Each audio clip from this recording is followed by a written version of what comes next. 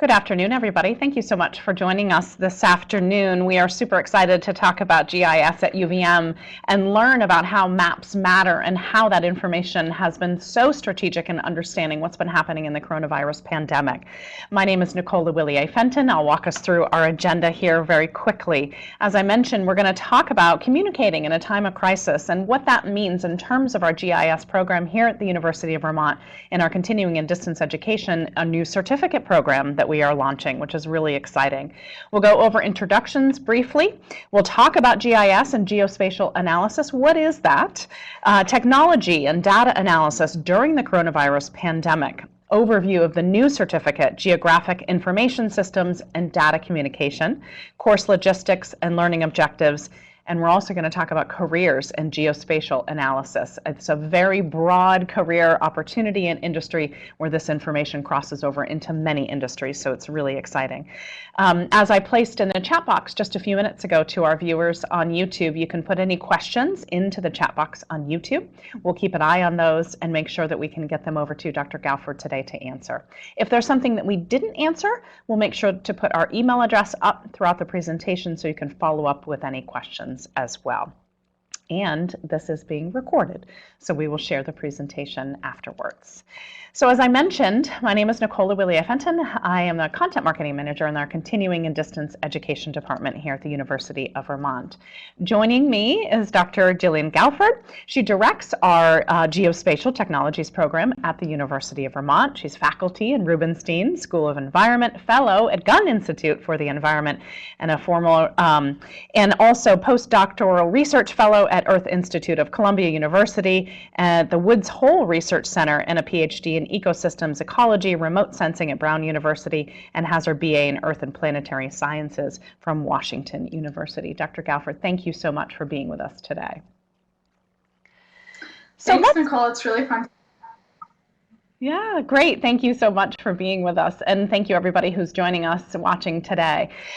So let's dive right in. Let's talk about, because I think GIS and geospatial analysis is a very big term. And I know that you will give us the big perspective and narrow it down to some of the real tactical applications. So Dr. Galford, why don't you lead us off and walk us through some of the information we're seeing here? Sure. So geographical information systems and geospatial analysis are tools that allow us to combine and analyze data using spatial relationships. Some of the earliest studies of disease distribution was actually used to solve epidemics. So there's a very early history of public health responses using geospatial analysis. This is a very old map. It's from 1832. It's showing Paris. And the darker colored wards had higher rates of cholera death. And so this actually showed that there were clusters that were more heavily being impacted by cholera and areas, for example, along the river that were being affected. One of a pretty famous case study in GIS is in London. So in 1854, Dr. John Snow, who was a physician, analyzed cholera trends, and he noticed that there was this real clustering of where cholera was occurring. And it's important to remember at that time, people thought that they were catching cholera perhaps from the vapors coming from the cemetery, which you see depicted in that artwork. So Dr. John Snow took the locations of these cholera outbreaks and actually plotted them on a street map. So what he found was that there was actually a spatial relationship, that these incidents of cholera were clustering around a pump, and that cholera was actually being spread through this well water. So now the cartoon is coming from the pump, not from the graveyard. But this information, really understanding the source of the outbreak, helped address this public health crisis. And this is really the advent of epidemiology and the study of patterns and spread of disease. So just a little bit more about geospatial analysis. We often work with these complicated databases, big tables, right, that are stored in our computer systems. It's often much more effective to communicate with a map than to give someone a big old table. So this is just sort of an example showing areas that had a particular amount of data. So they're color coded on the map. You can understand that pretty intuitively and very quickly. So this interaction between lots and lots of data these days stored on computers, not drawn by hand by a physician in the 1800s, can be translated into these really informative and easy to understand map formats. GIS is pretty cool. We kind of think of the world as layers, right? So we're using all these data sets, and from them we're able to visualize layers of information. So in this little cartoon example, we're seeing there's a layer on our image that represents streets. We're then layering on information about buildings. We're adding in vegetation data. And in whole, we have a representation, perhaps this is your neighborhood where you live. From this, we can start to do analysis and inquiry, right? We could try and understand how much of the tree cover in this area is from street trees versus parks versus wild areas, and so on. So we can start building questions and actually understanding the relationships of these different data sets, which is pretty cool. So carrying forward this tradition of epidemiology, I got really interested watching the COVID crisis unfold and thinking about how people were communicating and utilizing map-based data to respond to the crisis. So this is an example from the CBS Evening News. Note the date was March 1st. So this was pretty early in the pandemic. And what they were showing were the number of states that had positive test cases. So 76 total cases in the country then, and they're highlighting in red the states where those cases had come in. So there were just a few states. Pretty quickly, their map changed to look like this. Every state in the country was affected. So this is from May 29th, but it had been playing as this all red map for several months. And at some point, people know that already, right? And just highlighting a state as having COVID or not having COVID doesn't provide information that the audience didn't already know. And in fact, I would argue that when you look at those states as a whole, you're really losing some of the nuance. So this is a satellite image. It's a data set called Nighttime Lights that NASA makes publicly available. So we're looking down at the United States, and those bright blips are light that we're measuring from space. So this is a type of remote sensing. And what you really get a sense of is the concentration of people, right? So in the United States, where we have more light, we have more urbanization, more development, and more people. So if you start thinking about people in this way and disease in this way, you can almost start to imagine where the disease is going to be concentrated. It's not uniform across the state of Utah, right? It's going to be concentrated where there are people. So we can start to add some of these details and nuances into our maps. We can also get more complex with what we're communicating. The New York Times does a really great job in using maps. They get more complex, have more information conveyed in them, but also partnering them with graphics. And graphics don't have to be highly technical XY plots. They can be really simple. So I circled two trend lines here in yellow circles, right? So there's a squiggle, but it shows an upward trend in deaths over time, and they've put some numbers with that. We also see things like states where cases are rising the fastest, and we see Montana has almost this accelerating curve going up.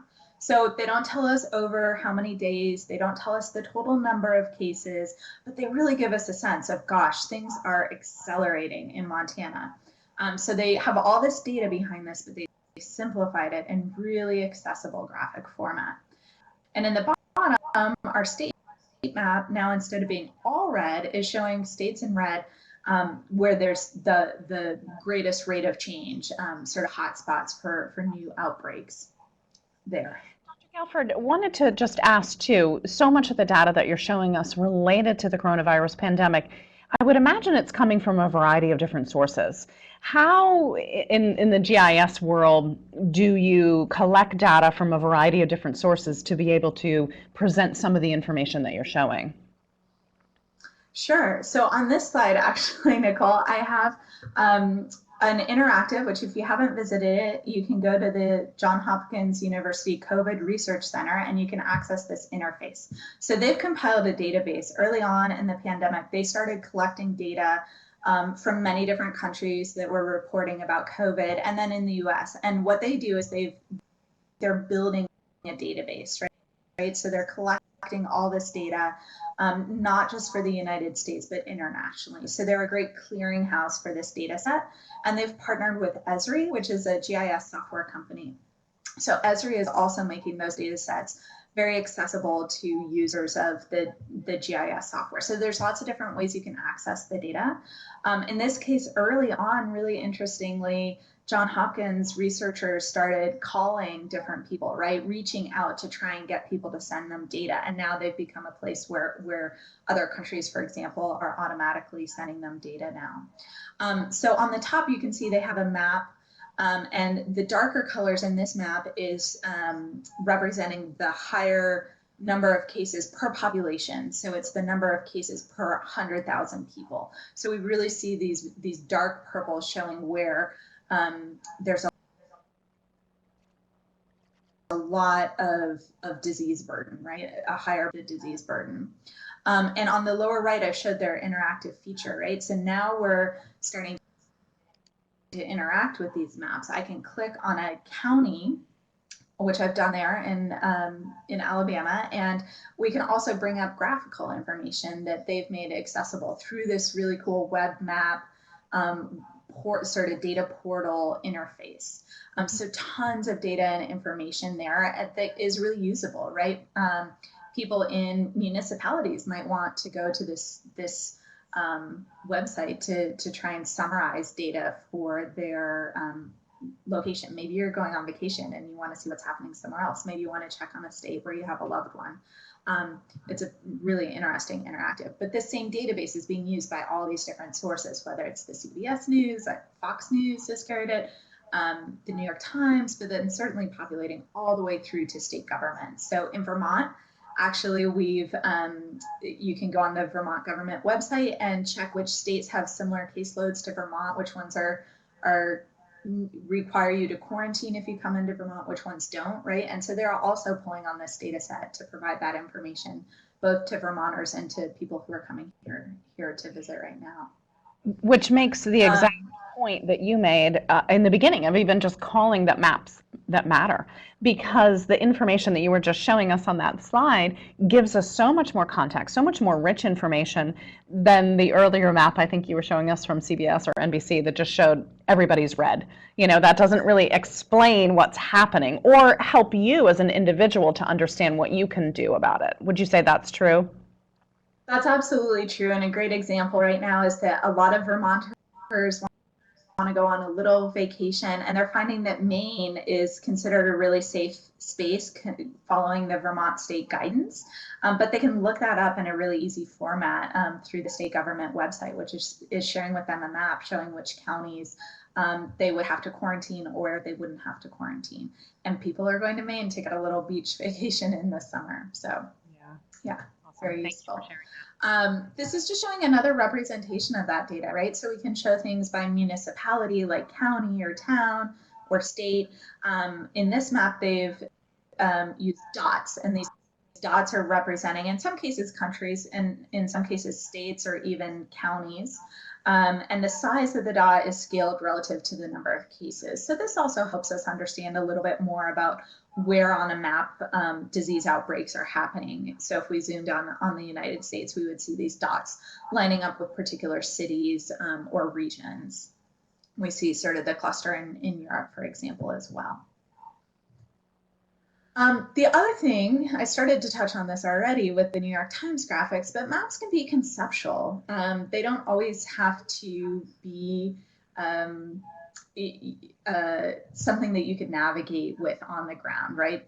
They don't always have to be perfectly to scale, as we like to say. So this is an example. If you, I don't know, Nicole, if you've been to Washington, D.C. and ridden on the metro, it's a great metro system, and you use this type of map all the time, right? You can count how many stops do I have to go before I get off at a particular stop. It doesn't help you if you're walking down the street to know how many blocks you have left before you get to that metro stop, but it's really good at helping you navigate the metro. So there's sort of this art really to some communication, is understanding how much information you have to provide, how to make it super clear who your audience is, how they're going to use it, how they're going to make decisions, right? Am I going to kind of hover by the door, have only 2 stops? So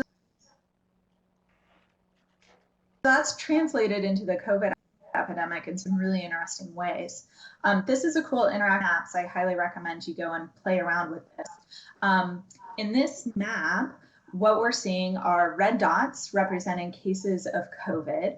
So the bigger the cluster, the more cases they are. So you see at this time, this was from New York. At that point, it had quite a lot of cases, and Florida was still a little bit lower than we're seeing today. And then the blue dots are actually showing the movement of cell phones, right? So they're plotting where cell phones appeared across the United States.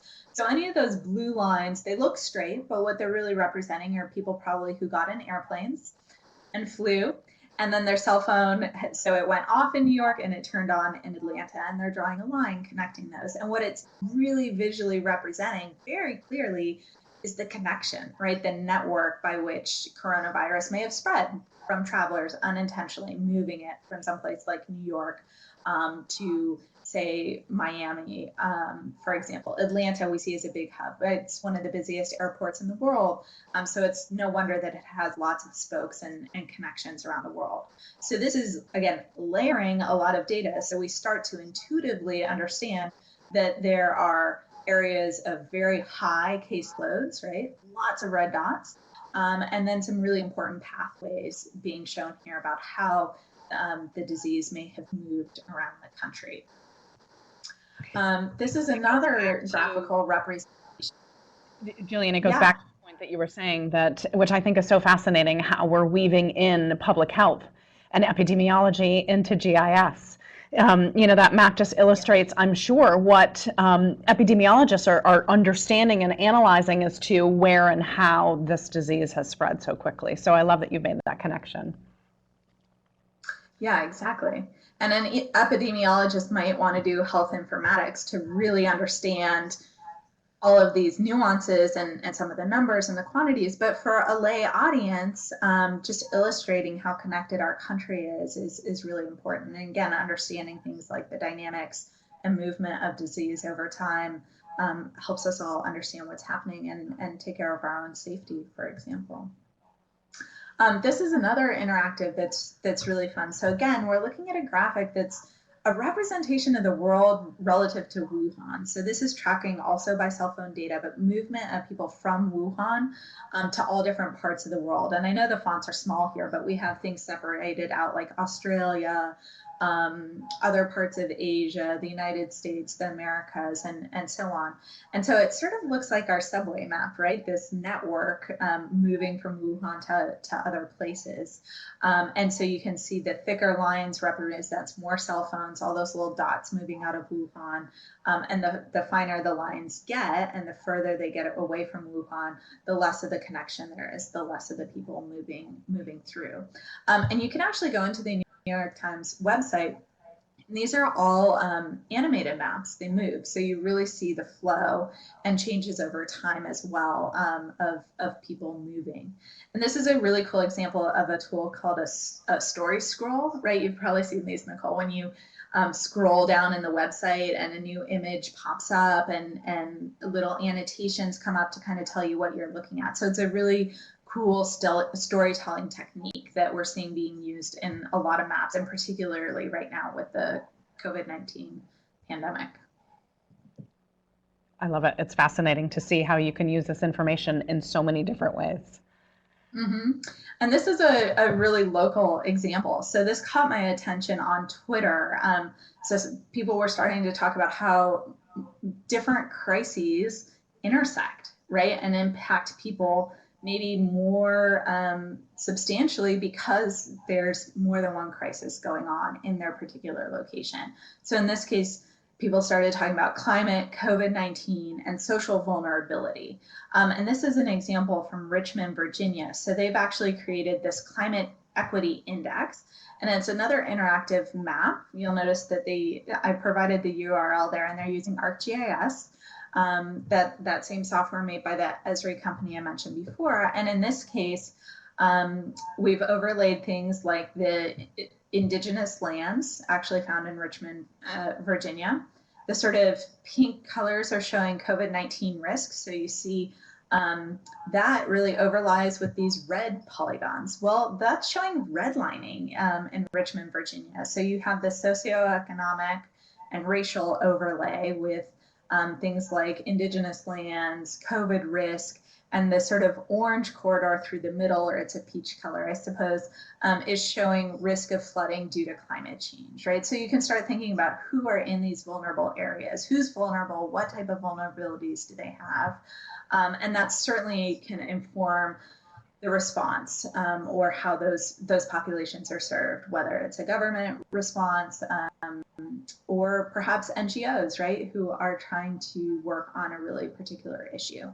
But this certainly is information that for the first time we're seeing combined in some really interesting ways. So again, getting at the intersection of multiple societal problems facing these populations all at one time. Wow. And so what a nice segue too, because you just mentioned one of the softwares that I see listed there, ArcGIS too. So we'll talk about some of the applications that students get to use in this, and you've been showing the results and then the use of those different applications as well. So let's talk about this for a minute. So all of this information that you've been sharing with us is taking a look at how data can be layered, can be presented in such different ways, to be interpreted in different ways as it relates to the pandemic and other issues that may be adding on to what's happening in our world right now. And so this kind of information is what's going to be talked about in probably broad terms and then probably some more detailed terms in the certificate course. So the GIS and Data Communication Certificate program, which starts in about another month and a half or so. We'll go over some of those dates in a minute.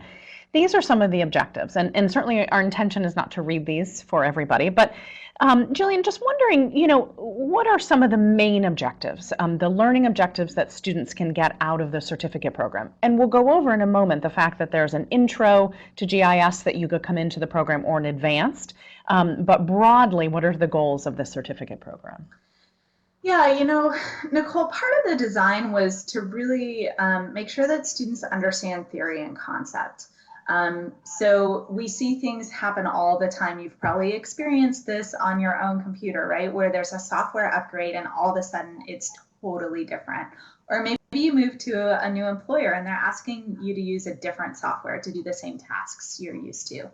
So particularly with GIS and geospatial analysis, understanding the concepts and the goals, the approaches is super important. And then say your employer does prefer a different software, you're able to move across it. But that foundation doesn't change, right? In 10, 20, 30 years, you may build on it somewhat, but the key concepts are really there. And so that makes you very adept at thinking and problem solving, and then knowing what tools to use, how to find the tools, how to find the right button when you go to a newer or different software. We are for GIS using ArcGIS Pro, which is a great example. It was a big reboot of the software that has a very different interface than the previous version. So a lot of people are still kind of slowly making that transition to the new software. So that's an example that anyone who's worked in GIS is very familiar with how much the software can change. But a lot of the tools and theories behind it are the same. So that's definitely part of the design of these courses is to build a lot of working knowledge that will adapt to whatever circumstances you're in. And I think that's the piece that has resonated so much with me when talking with you about this, is the fact that it doesn't necessarily, you don't need to be looking at pandemic data or emergency management system data. It's the theories and the result and the visualization, how you communicate that data is really the objective of this course. Absolutely. And I think the other unique thing, like with these skill lists that you just went to, is that a lot of times people learn how to work with databases, maybe through a computer science class or through a math and statistics course. And they're often expected to apply it in their GIS analysis. Well, we do have courses through the certificate that are actually how to do that type of database queries, statistics, all that stuff in terms of actual computing, but with the specific goal of applying it to geospatial analysis. And the same thing with our data visualization and communication. It's not just a course on data visualization and communication. It's really specific to communicating about spatial data, which is really cool. It certainly is. I'm finding it so fascinating what I'm learning from you on this just today. I want to just jump back for a moment to just talking about the different software. Can you explain how, because somebody may be looking at this and say, oh my goodness, I don't have ArcGIS, or my employer, am I going to need to ask my employer for that software? Can you explain how, as part of the certificate, our students will be able to take advantage of these different programs? Yeah, that's a great question. And certainly everybody is getting much more adept at working remotely these days, right? So we have a system set up at UVM that will allow students enrolled in the course actually to remotely access the software. So you basically log in remotely and your computer, you're interacting on our side, but your computer is showing you an interface there. So that means that you don't have to have a particular type of computer, for example, Windows versus Macs, and so on. And that software is licensed by UVM and access to it is included. So that's specific to ArcGIS Pro, which can be a pretty hefty license fee if you were to buy it on your own. Or perhaps ask your employer to purchase it. We'll also be working some with Python and R in the geocomputing course. And for remote sensing, we're using Google Earth Engine, which is a free cloud-based platform for doing remote sensing that's really cool. And you've mentioned, just in sharing some information with me, that you're starting to see some of these different skill requirements on job postings for Python and R and some of these different softwares. Is that true?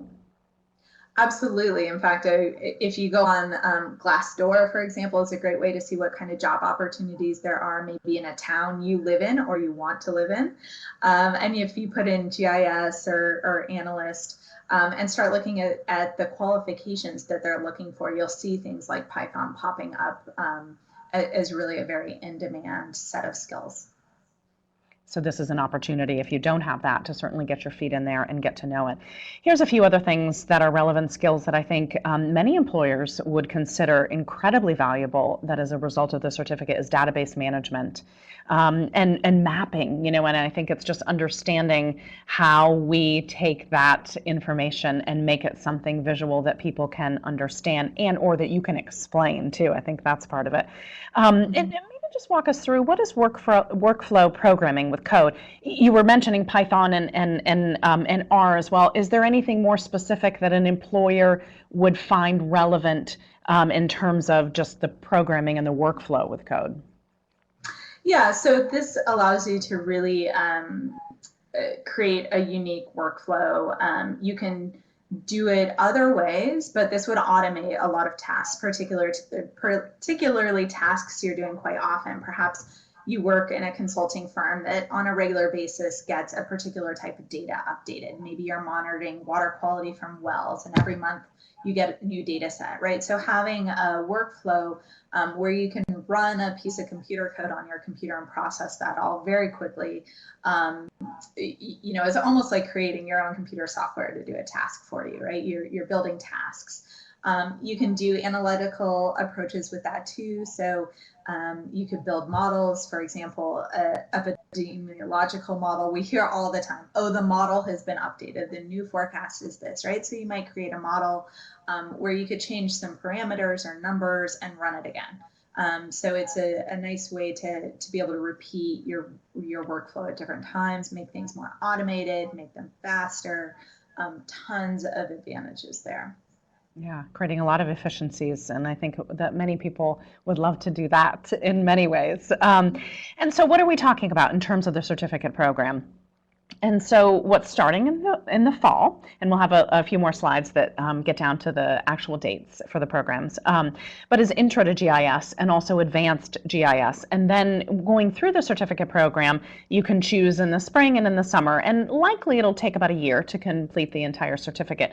But Gillian, walk us through who would come in, if you're, kind of self-assessing, am I right for the Intro GIS or the Advanced GIS? How could you help people to know which might be the right track for them? Yeah, I definitely recommend going and reading the course descriptions on our website, which I know you'll provide a link to, because it will give you a better idea of, oh yeah, I already have those skills. I think I'm okay going into an advanced GIS. Or it might say, wow, Intro to GIS sounds very different than anything I've done before. Maybe I want to start there. So you're allowed to choose. So you want to choose wisely. You don't want to get in over your head. One advantage in Intro to GIS might be that if you've had absolutely no experience with GIS, you definitely want to start there. Maybe you've been self-taught and dabbled a little bit in GIS. Or maybe you've never seen the ArcGIS Pro software, which again is a really big change. The whole interface looks different.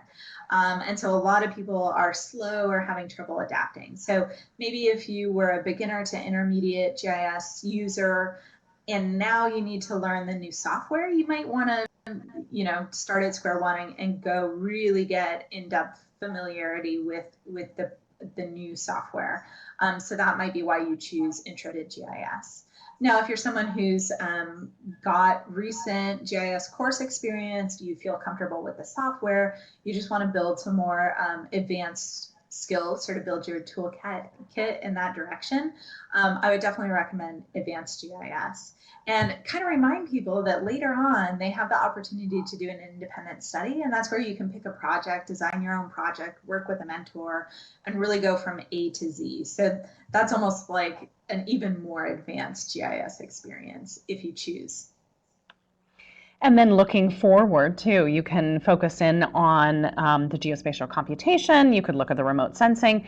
How did you, when building this certificate program, what was the intention as folks go farther along? What was the intention with some of these course options?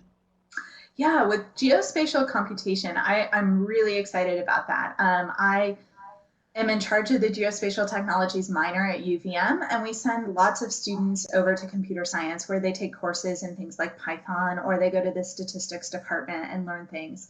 But again, we didn't have anything that was really specific to geospatial applications. So we designed this course. It includes a lot of learning how to use Python and R integrated with the GIS software, so creating your customized workflows, for example, but really how to apply statistics and how to manage databases in a way where you can do statistical analysis. So how do you use this raw data to infer other things? And this is really getting into some very advanced workflow. So that course, I think, really fills a niche in terms of bridging the math and computer science with the need to apply it to real world problems and try and answer questions and find solutions. That sounds great. Thank you so much for sharing as people look forward a little bit as well. And hopefully this is going to answer Jane's question. We're going to get into a little bit more detail of the course structure itself. And Jane is asking, are there live? Is it synchronous, asynchronous? And so for those who live locally, is there an opportunity to benefit to come in person if and when safe? So we'll touch on that in just a moment. This is a fully online course certificate program. All of the courses will be online. And typically an online course at UVM runs a Wednesday through a Tuesday. So modules will open up Wednesday morning and you get an opportunity to take a look and see what's coming up for that week. It's a great opportunity to really kind of plan the week as well in terms of your own schedule and what is required of the learning opportunities that week. Assignments typically are due, in maybe once or twice during the week. This is just kind of a general, about 10 to 12 hours per week as well is expected. Some weeks might be a little bit on the 10, others might be on the 12. So it's great to take a look when you first get into that module to see what is expected. And we've been talking about the virtual desktop interfacing with the GIS software. And it's really designed to be, the entire certificate is designed to be completed within 1 year. Each of those courses that we've been talking about, the intro and the advanced and some of the other ones that Dr. Galford was talking about later on, are 8-week schedules. And 100% online. So Jane, there is not an opportunity for a live meeting. There will be, I'm sure, opportunities to connect quite regularly with Dr. Galford and the other instructors. But nothing that you need to be somewhere on Wednesday night at 8 o'clock. It really fits into your schedule. And so what does that full certificate look like? The price is there, $6,400. There we go. Over 8 to 12 months is kind of the expectation. And again, the courses are offered on the regular semester series here. And it's an accreditation, so it's a professional certificate and a digital badge credential when completing it. So if you're starting with the intro, it would be on September 2nd, so that would run September 2nd through October 27th. The individual course tuition is $1,600, and again, that's 8 weeks. The modules open on Wednesday and then go through the end of the day on Tuesday. And then looking at the advanced GIS, if you're going to come in that track, again, the same course tuition price, same 8 weeks. But the advanced GIS starts October 28th and would end just before the Christmas holiday there, December 22nd. And again, Wednesday through Tuesday is really the rhythm of those as well. And hopefully that answers your question, Jane. But let's talk. I don't know that we have an opportunity to come on campus for this certificate program, but Gillian, what opportunities are there to engage with each other, the cohort, and with the instructors through this program? Sure. Well, the instructors are all professionals in the field, so they have a lot of experience, and they are really great at teaching online, and they have a ton of support in that. So they really know what they're doing. Some instructors may even choose occasionally to have a live session, maybe with a special guest speaker or something like that too. So they can also connect you with other people. Say if you're interested in learning more about a particular topic, they're going to be a great go-to resource. But most of them, all of them, as far as I know, also use discussion boards and other means of communicating among the class. They're going to give you a lot of feedback on your assignments as well. So positive feedback, constructive criticism to help you improve on the next round or such any questions. And I'm there, right, more to provide continuity as you move throughout the certificate. So any courses where you have questions or sort of advising about what course to take, I'd be the person you'd come to. So you're going to be interacting with a lot of people, even though it's online. Don't let that, sometimes I think people hear online and they think it's, there's no human interaction. That's not true. Yeah, there's absolutely a community that you will build with your fellow students and with the instructors. And on our website, too, at learn.uvm.edu, there's a lot of great content as to how you can network in online courses, how to get the best out of online courses as well. So I really recommend taking a look as you're thinking about jumping into this particular certificate program. And I just want to double check. I'm not seeing any other questions. Hopefully that answered your question, Jane. If there are other questions, would love to see them come over into the chat box while we still have a few more minutes here. But I did want to also talk about career opportunities. And I think this list is so much broader than I would have imagined related to GIS. And I think so much about the environment, that makes sense, right? But I think about software development, I think about business analyst and analyzing data. I think that data scientist is probably one of the hottest careers out there today. And how do you take, something you're really interested in, maybe it's the environment, maybe it's climate change, and how do you dovetail some of the data that you might be using in your position into something like the GIS field? Gillian, maybe just walk us through what are some of the opportunities in your career that you've seen that people can use this learning from the certificate for? Well, Nicole, I love staying in touch with my former students and seeing where they go in the world, right? So we have students who go on to work with companies like GPS companies like Trimble, who go on to work for the government, who are working for NASA, state parks, right? And mapping and managing trails and recreation for the state parks. There's all sorts of applications too that there's a really high demand in health informatics, which is the application of GIS to help health issues. And I've had lots of people reaching out to me saying, hey, you know, my friend is the town manager in the small town in North Carolina. Do you know anyone who can do GIS work for them around the pandemic, right? So people are really realizing that they need this data. There's also been a huge explosion of its use in things like real estate. You can imagine if you've ever gone on Zillow that people who are helping with the mapping and such there are really, really important. So there's tons of applications all over the place.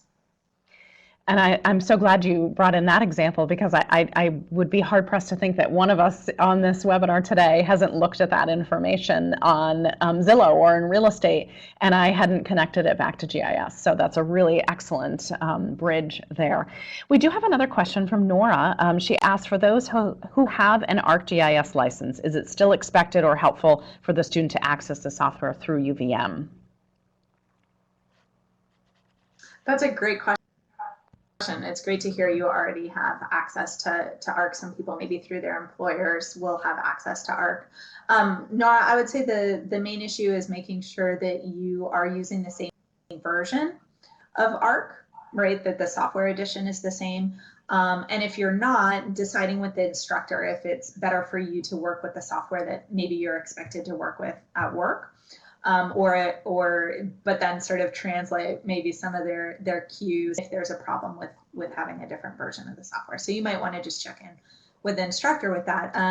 But I would think you're probably, if the softwares are exactly the same, not a different version number, you may just want to work on your own computer on that. It may give you a little bit more efficiency, but you'd be welcome to do either, and we could help you figure that out.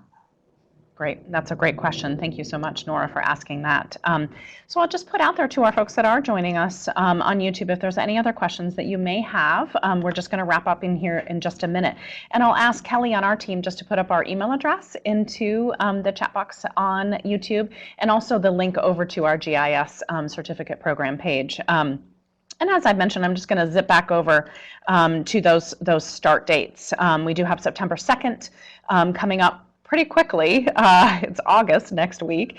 September 2nd coming up here for the start if you're interested in the GIS, the intro to GIS, and if it's more the advanced GIS that you're interested in, that would be October 28th. And as Dr. Galford recommended, definitely check out the curriculum and the coursework and that's involved in the intro versus the advanced to see what might be the right fit. And if you still have questions, please reach out to us. Absolutely. And that's really what we're here for, and what Dr. Galford would love to help and guide you as to which one might be the right one for you. And while we're just kind of pausing to see if there's any other questions, I'm always curious to see how you got to this point, Dr. Galford. You have quite a history and an educational background in this space, and we're so thankful that you're at UVM and teaching this certificate program. What got you interested in GIS right from the beginning? I think everybody takes a path through life where one thing kind of to another. So I was really into photography in high school, and this was film and photos in the dark rooms, everything.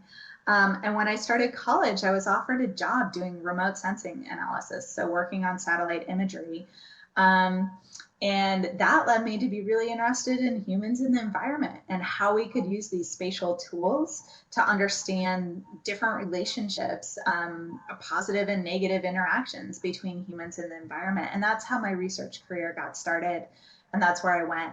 I've always loved teaching and working in sciences too. So along the way, finding ways to share my passion for these types of science has really been a theme for me. So personally, that's part of my motivation in being here. And thank you for sharing that passion with our students in Rubenstein, and our undergrads, our graduates, and now in this new certificate program. We really appreciate that. So it looks like we're kind of quieting down on questions, so hopefully we've been able to answer those questions for everybody today. Thank you everyone who has joined us to learn about the new GIS and Data Communication Certificate program.